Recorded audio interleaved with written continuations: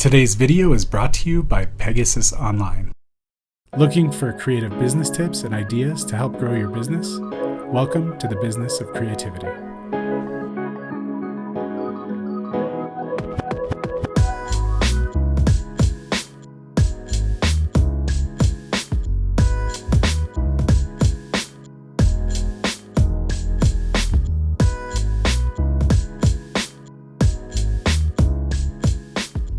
Welcome back to the Business of Creativity, Charles. How you doing? I'm good, Travis. How are you today? Pretty good. Staying busy. My birthday's coming up, man. You got to buy me something. Oh, will do. I'll do that. Get you a cupcake. My birthday's coming up. I love basketball. March Madness is coming up.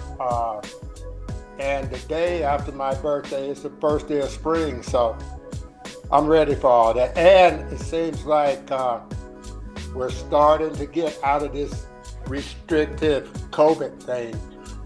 Here in Nevada, we're at 50% occupancy in restaurants and whatnot. So maybe there's a light at the end of the tunnel, even though I heard somebody say we're still in the tunnel. So it's feeling like it. We're getting there. Things are looking up, man. Yeah, definitely. I'm feeling really good about it. So what are we talking about today?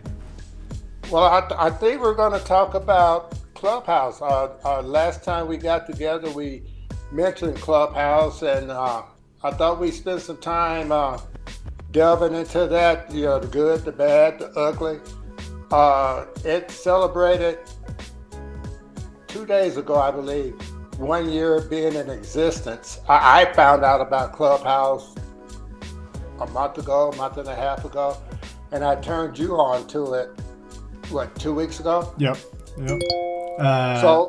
It's a new app that's out there. It's getting a lot of traction, a lot of attention. I say new is new to me, but it has been around for a year. Yeah, it's. I've been blown away with the information that people are just freely giving away. A couple of the rooms I've been a part of are YouTube for serious creators. It was investing, Bitcoin versus real estate. That was kind of interesting because they both got in an argument, both camps, factions, if you will, got in an argument over whether or not it's better to buy more Bitcoin or put the money into real estate and then buy Bitcoin off of that. It was kind of interesting. Marketing with social media is another topic I jumped in. I've been enjoying, there's things like music rooms where you can go in and big name artists have music. So I joined in a Diplo music room where I could just listen to Diplo's newest music, I guess. I found a new one today called 5 Minute News and Share, where a host from NPR was there to kind of go over the headlines with everybody. And it was kind of fascinating because you kind of remove that barrier, and now general people were able to communicate directly to the newsman, I guess. So it was really interesting because you would hear a little spicier kind of commentary on topics, where people would go straight to race or something like that and discuss those issues in the news. I was on last night, Travis. There was one platform talking about race, and it's kind of dear to me because they were talking about not feeling this. This was photographers last night, I believe, talking about not feeling included in certain rooms, and the takes that came out of that conversation were pretty good. One female, she was Black. She said, "Okay, so what are you guys doing to get involved? Are you putting yourself out there? Because people won't know if you're out there if you don't put yourself out there." And it was all about, that discussion was about why aren't Blacks, in this particular instance, why aren't Blacks putting on seminars like Peter Hurley and all those people, and Lindsay Adler and whatnot? And because they were saying, we have the knowledge, we know how to do lighting and blah, blah, blah, blah, blah. And the discussion just went on, and it wasn't nasty. There was whites on the clubhouse last night, so it was just enlightening. And what I like about it is that it is live. It's not recorded. You can record um, under certain parameters, but it was live interaction from people. One guy that I DM, he was from Phoenix. Some was L.A., New York, overseas. uh, and everybody has their opinion, uh, and it's just good to have. It's almost like maybe a Zoom call would be kind of similar to it, but you don't see the faces, and I think that kind of makes people be more open because when you're on Zoom, you gotta kind of be aware about how you look and things like that. But when it's just your voice, man, it's just like being on the telephone with a conference call on the telephone. Uh, so I really enjoyed that part. It's I've been blown away with the professionalism of people. Even though it's unscripted. I mean, I'm sure a lot of these people script everything they do, but it feels very natural and organic when you're on Yeah. there. I got Well, to be in a room with Anthony Scaramucci, which was really interesting. He was giving his take on everything. Sorry, I cut you out there. no. I was just gonna say, a lot of people they go into this with a game plan, because you're on there with a lot of people that have businesses and they're thinking about how to use Clubhouse to grow. So, and that's one thing they suggest too is that you kind of know what you're going to say before you open your mouth. That way, you won't take a whole lot of time rambling.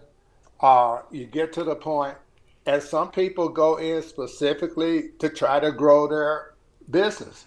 I don't see anything wrong with it. Um, I've been on one with Peter Hurley. He's on there a lot. And it's kind of cool to just talk because the bottom line, Travis, is everybody is just a human being. Sometimes we elevate people for whatever reason. We Yeah. respect people because of what they've attained, what they've done. But the bottom line is that we're all human. And I think Clubhouse breaks that down to the essentials of humans talking to humans, and you can learn a whole lot, and surprisingly, you can offer a whole lot because of your experiences too. Yeah, there was one room I decided I if since we were doing this episode, I thought I had to get on and at least speak on one of them. So I jumped into it was YouTube for serious creators, and I had a question about the length of episodes because I didn't know whether or not we wanted to go for longer episodes with more content or shorter episodes with uh, uh, really to the point kind of content. And they actually recommended at the beginning of our channel, really big names and stuff, people with 50,000 subscribers, 100,000 subscribers. It was pretty amazing. And they gave me some really good advice. They kind of got in an argument a little bit because they disagreed, but I think overall the general consensus was we need to kind of shorten down our videos and put more up as much as we can. It's really neat because we could just ask the people who have been doing this, and they're there to give you free knowledge and information, which is amazing. Yeah, Um, and, yeah, and the other thing too, Travis, what I've done, you have your Twitter right now the way it's set up, and it's just for Apple users right now. But the way it's set up, when you put it in your bio, you put in one of those links for Twitter or put in a link for Instagram. Those are the only two you can link to right mhm. now. So if you click on somebody's Instagram, I'm not on Twitter that much, so I tend to use the Instagram. You click on their Instagram, then you can follow them there on Instagram. You can DM them on Instagram, and it just helps to expand that relationship. And I gone back and forth with a few people just because of building that. Relationship building takes a while. Hmm. Um, so just those initial steps toward building that relationship with DMs and sharing stuff, it is.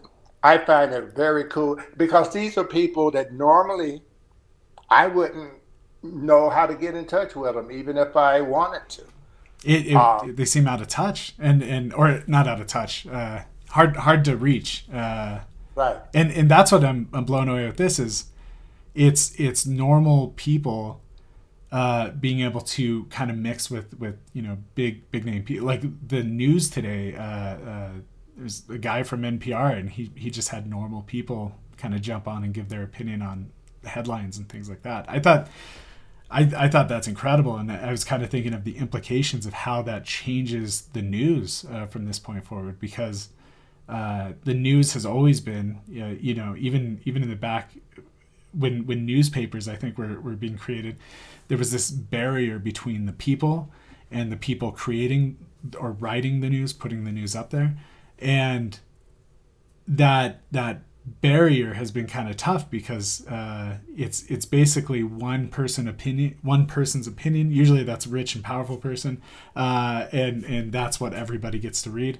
And now we're experiencing kind of a new shift, and it's been happening for a while with the internet and things, but now with Clubhouse, it seems like it's just perfectly blending where average normal people can now share their opinion on headlines and things like that. So Yeah. it's kind of removing that monopoly Well, on one thing that they announced this past week is that the founders of Clubhouse, they're going to select 20 people, and they're going to kind of like monetize, because the thing is Clubhouse is a business. Mhm. So they're going to try to monetize these 20 people to try to help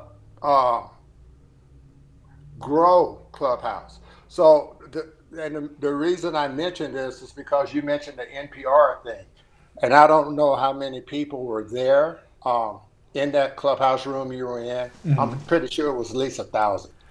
Um, so what they want to do, they want to support, say, like that NPR room, because they want something like that, especially if it's daily, to be like a daily talk show, Yeah. to where sponsors can go in. They know that they have a credible, professional type uh, moderator of that room. So Clubhouse is growing, and I just think the sky's the limit right now on where they can go in this platform. Mhm. Oh, it's incredible. So I kind of wanted to dive into our opinions on. I kind of want to split it into three different groups: the good, the bad, and the ugly. So we'll start with the good. So the good on Clubhouse. It's an amazing platform, I think, to learn anything and everything. That's just something I've kind of found. That's the way you pitched it to me too. Was I think you said you won't believe the people who are in here or something, and it's Yeah. true. Like every day I'm in there, I'm like, wow, this that's a huge. There was somebody from the Obama administration in one of the rooms today, and they were giving their opinion on the news. So that was pretty cool. I think You, that's a you really good know, thing. hey, Travis, you may have some people say that that was a bad part of Clubhouse to have somebody from to Could have be. somebody from the Obama administration on there. That's true. Yeah, yeah. If you it depends how you look at it, I guess, right? Yeah, That's true. yeah. So that's a thing I thought that was good. Uh, Yeah. And one. the, and Oh, the sorry. thing is, too, Travis, I don't know who that was from the Obama administration, but I've kind of alluded to it already before. There's so many professionals on there. Last night I was on, and all of a sudden, uh, the moderator of the room knew this person had popped up, but this person works for Facebook. at a consultant for Facebook, and just to have somebody, boom. Now I don't know if he was going to give out any trade secrets. I doubt if he would, Yep. but just to have somebody with that connection to Facebook, with some knowledge, he was asking the question he asked after he talked about why he was on the room. One question he asked was, since Facebook is talking about what I talked to you about, recording rooms, so people can maybe use them in podcasts and things like that. He asked, what did the people in the room think about all of a sudden maybe being recorded? And the conversation that spawned from that question, it was just 30, 45 minutes, an hour in. It was just riveting conversation for me. Mm-hmm. It's fascinating that, and you kind of reminded me of when we were in the YouTube room for serious creators, that they actually had somebody there that was from, I don't remember it, but it was an analytics company that focuses on YouTube. And he rather than people just kind of giving their opinion or their guess on the way the algorithm works, this guy could give us the hard facts about, if you post this many times a month, or if you had these keywords or things like that, it will yield results. So that was really, really fascinating. And normally to get that information, I assume you have to pay for this guy's platform in order to and he was the CEO of the company too. So it was really interesting, the types of information he was just giving out for free. And that all was part of his don't sales want funnel. Yeah. you don't want to go to a room, at least most of the rooms. You don't want to go without a notepad because you don't know when you're going to get a gem that could help save you so much time. And I got notepads, sticky notes, and all kinds of stuff around my computer That's amazing. because you never know. Yeah. And it's free information. That's the best kind. Oh, and yeah, I mean, that maybe I'll talk about that in the bad, but yeah. To continue on, it's a place where real people talk with other real people. We kind of tapped into that a little bit, but having celebrities there, or big names, I guess, and normal people being able to ask questions about how you got there or things like that. I got to listen to, not a fan of him in any way, but Anthony Scaramucci. It was really, really interesting to hear about somebody's take in the White House, and then people were asking what's your favorite book, do you consider yourself a religious person, and all that stuff. And it just was so fascinating to just hear kind of the thought process of this person and his position in these big scandals, and being part of the administration. And he kind of left me with something really interesting. It's his take, as a conservative individual, which was he distrusts government now more because he realized that the people in the White House were people like him, is the way he kind of put it, where it's just normal people, no smarter or than anybody in the Clubhouse room. So overall, I kind of walked away from that conversation, thinking, wow, it really is just anybody in the White House. So that was kind of an interesting. Travis, as an aside, and the older I get, I realize this. That's the way it is in any walk of life, man. And Clubhouse is a prime example. Yep. And I mentioned it earlier. We're all human. We're all the same. Sometimes we elevate people, and then you find out who they really are, and you say, damn, Yeah. they're just like us with flaws and foibles and everything else. So, and that's just the cool part about it. Everybody is just a human, and we make mistakes, but you learn from other people's experiences. And Clubhouse is full of people who have experienced a lot of stuff I haven't. And again, like I said, it's free information, man. I just love it. And you can grow your social media through Clubhouse. Like I said, I I DM'd some people, uh, shot them some emails, and it's just a matter of fact. Here in a little bit, I'm going to be on another call, a call with some people talking about networking and things like that. And I wouldn't have even known those people that had they existed if it wasn't for being on Clubhouse. Yep. That's amazing. And one of the last points I had was it's just a place for big ideas, interesting ideas, new ideas, concepts I would have never thought of. The one I'm kind of thinking of is a investing group I was a part of, and they were talking about, this young kid, he owned a duplex, kind of a dream of mine. He ended up doing that, and they were all saying, oh, you should sell that because you'll actually make more on Bitcoin. Which blew my mind. I agreed with the kid overall, but it was a really interesting conversation because everybody in that room was very knowledgeable. I felt like with the subject and investing and all that, and they could point to numbers and facts and figures. Everybody's trying to predict the future, and that's really hard to do. But overall, I thought it was just a cool place to get some really solid ideas on investing. It really kind of changed the way I was kind of thinking of. And I learned about a new thing called NFTs, non-fungible tokens.